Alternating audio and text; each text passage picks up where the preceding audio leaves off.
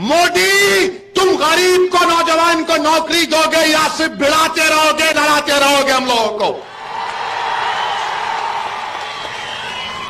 अब मीडिया बोलेगा ओवैसी ने भिड़ाने की बात की। मीडिया 60 लाख का जिक्र नहीं कहेगा, ओवैसी ने कच्छ में भाई भिड़ाने की बात की। यही देखना, अब देखना कल सुबह 11 बजे एक छोटा शुरू होगा और शाम में 6 बजे से हमारी निकाह होगा, शादी करेंगे हमारे। हम तो टीवी के लिए दूल्हे भाई हैं, बगैर हमारे इन लोगों को चैन नहीं मिलता।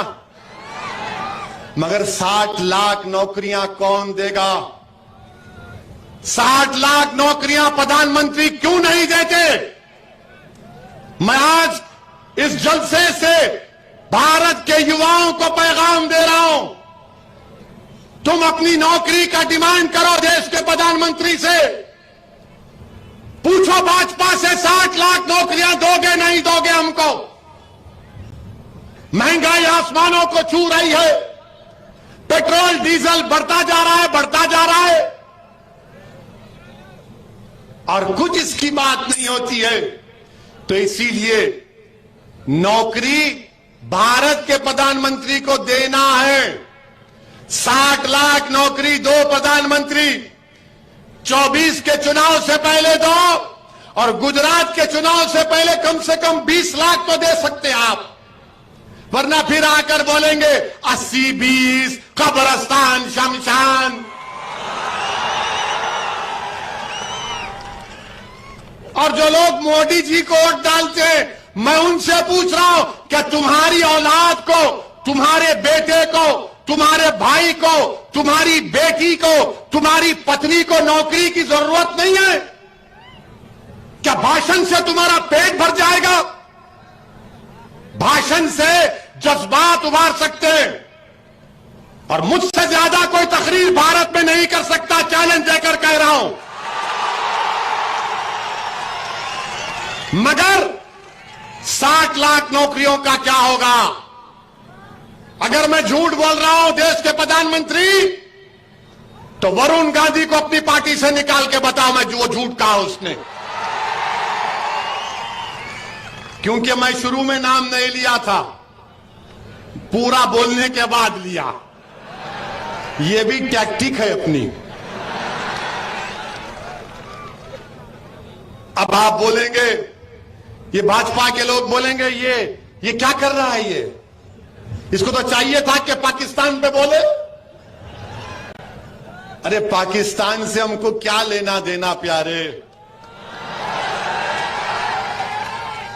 पाकिस्तान से हमको क्या लेना देना? ये यहां पर बॉर्डर है, हमने कहा उधर ही हम इधर ही, बॉर्डर है ना। हमारे ऊंट भी नहीं जाते तो हम कहां जाएंगे इंशाअल्लाह ताला। हमारे ऊंट भी भारत के पानी में ही तीरते हैं। मोदी जी, आपको तो मोहब्बत है ना कच्छ से,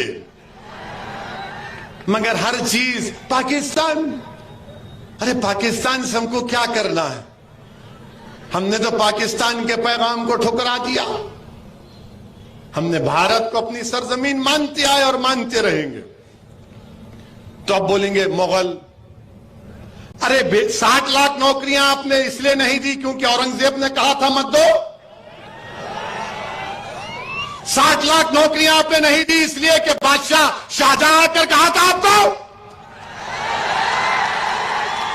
60 लाख नौकरियां आपने इसलिए नहीं दी क्योंकि बादशाह अकबर ने आपको आकर कहा था मत दो। हर चीज मुगल जिम्मेदार। अरे मेरा कोई रिश्ता नहीं है मुगलों से, मेरा रिश्ता इस सरजमीन से, भारत से, और रहेगा हमेशा। मगर नहीं मुगल, अरे कहां का मुगल, किधर का मुगल? मेरे को क्या करना है उन लोगों से? मगर हमको लाकर मिला देती। मेरे अजीज दोस्तों और बुजुर्गों, फिर एक और मसला जो हमारे देश में चल रहा है, गरीबी को खत्म नहीं कर रहे हैं, गरीब को खत्म कर रहे हैं। बेरोजगारी को खत्म नहीं कर रहे रोजगार देकर, बल्कि बेरोजगारी को बढ़ा रहे हैं भाजपा वाले। हर चीज में कुछ ना कुछ कर देते हैं, हर चीज में एक माहौल बना देते हैं। मेरे अजीज दोस्तों और बुजुर्गों, आज हम देख रहे हैं कि भाजपा के एक नेशनल स्पोक्स पर्सन ने टीवी पर टाइम्स नाउ पर बैठकर आज से 15 दिन पहले अल्लाह के रसूल सल्लल्लाहु अलैहि वसल्लम की शान में गुस्ताखी की, अनाप शनाप बकना, उनकी तौहीन करने की कोशिश की। तौहीन कोई नहीं कर सकता इंशाअल्लाह ताला मेरे आका की शान में, कोई नहीं कर सकता, कोई नहीं कर सकता। कोशिश की और कुरान में अल्लाह ने क्या कहा, वो रफाना लका जिक्र, हमने आपके जिक्र को बुलंद किया। उलमाओं के मशवरे पर अमल कर रहा हूं। अल्लाह ने कुरान में क्या फरमाया, वो रफाना लका जिक्र, कहे मेरे हबीब हमने आपके जिक्र को बुलंद किया। उलमा कराम ने कुरान की तफसीर में लिखा कि अल्लाह ने प्रॉफेट मोहम्मद सल्लल्लाहु अलैहि वसल्लम के जिक्र को इस तरह बुलंद किया कि हजरत अबू सईद खुदरी रज़ी अल्लाह ताला अन्हु रिवायत करते हैं कि रसूल अकरम सल्लल्लाहु अलैहि वसल्लम ने फरमाया, हजरत जिब्राइल आते हैं और रहमतुल आलमीन सल्लल्लाहु अलैहि वसल्लम से पूछते हैं कि अल्लाह ने आपके जिक्र को कैसे बुलंद किया। कमली वाले आका फरमाते हैं कि अल्लाह जानता है। तो हजरत जिब्राइल फरमाते हैं कि अल्लाह फरमाता है कि मेरे हबीब जब हम आपके रफी जिक्र को ऐसा बुलंद किए कि जहां कहीं भी अल्लाह फरमा रहा है कि जहां कहीं भी मेरा जिक्र होगा वहां पर आपका जिक्र होगा,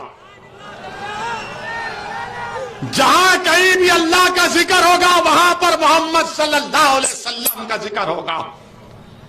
कलमे में अल्लाह का जिक्र तो मोहम्मद सल्लल्लाहु अलैहि वसल्लम का जिक्र। अल्लाह कुरान में फरमा रहा है कि मेरी इताअत करो और मेरे हबीब की इताअत करो।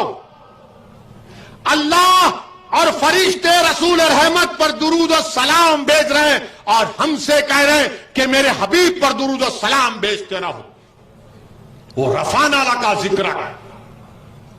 अब कोई कोशिश भी कर ले, कुछ नहीं होगा इंशाअल्लाह ताला, मगर तुम अपनी जबान से अनाप शनाप बक के मुसलमानों से नफरत का इजहार करे हो। 15 दिन हो गए, हमने पुलिस कंप्लेन भी की, मगर आपने कुछ नहीं किया। आपने अनाप शनाप बक दिया और लोग बोलते कि वैसी तुमको इतना तकलीफ क्यों हुई, मेरे से पूछते। तो मैं उन दीवानों से कहना चाह रहा हूं, किसी शायर ने अच्छा कहा था कि फर्श वाले तेरी शौकत का उलू क्या जाने, फर्श वाले तेरी शौकत का उलू क्या जाने, खुसरो अर्श पर उड़ता है परेरा तेरा। अब ये लोग ये आके बोले, अरे तुम क्या बोल सकते, तुम कुछ नहीं बोल सकते, तुम सिर्फ अपनी जबान से अपने गंदी सोच का इजहार तुमने किया। और किसी शायर ने खूब कहा, मिट गए मिटते हैं, मिट गए मिटते हैं, मिट जाएंगे आधा तेरे, ना मिटा है ना मिटेगा कभी चर्चा तेरा। सच है ना ये? क्या कभी रसूल अल्लाह का चर्चा खत्म होगा? क्या मोहम्मद सल्लल्लाहु अलैहि वसल्लम का जिक्र खत्म होगा? क्या जब तक दुनिया कायम रहेगी मोहम्मद सल्लल्लाहु अलैहि वसल्लम का नाम रहेगा, बाकी रहेगा इंशाअल्लाह ताला।